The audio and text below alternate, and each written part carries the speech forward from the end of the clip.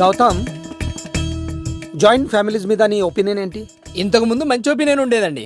ఈ మధ్యనే కొందరు కలిసాక తప్పని తెలుసుకున్నాడు.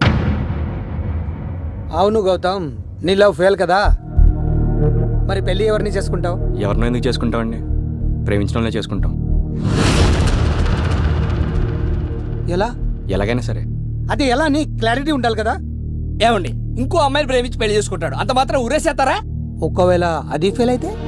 ఎందుకు ఫెయిల్ అవుతాండి? ఎందుకు ఫెయిల్ అవుద్ది? ఎందుకు ఫెయిల్ అవుద్దని మీరు మాత్రం ఓ సక్సెస్ అయిపోతారు, మీరు మాత్రం ఫెయిల్ అయిపోతామే. మా దరిద్రం తగిలేని ఎలాంటి బ్యాచ్లు అవుతాయండి. ఉండరా.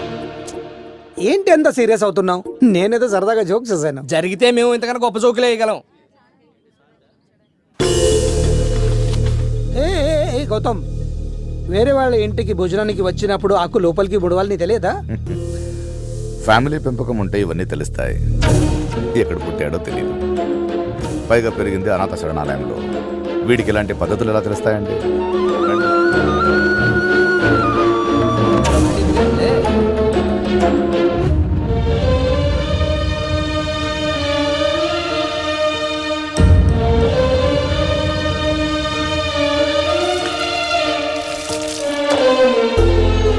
సరే, ఒక చిన్న మాట. నాకు పద్ధతులు తెలియకపోవచ్చండి, కానీ అవంటే నాకు ఇష్టం.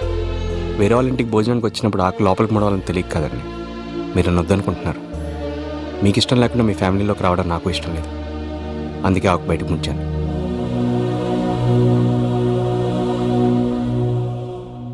టూ డేస్ నుంచి చూస్తున్నాను, ఇక్కడే ఉన్నారు. ఎవరు కావాలి? నువ్వే కావాలి. Cool cool cool.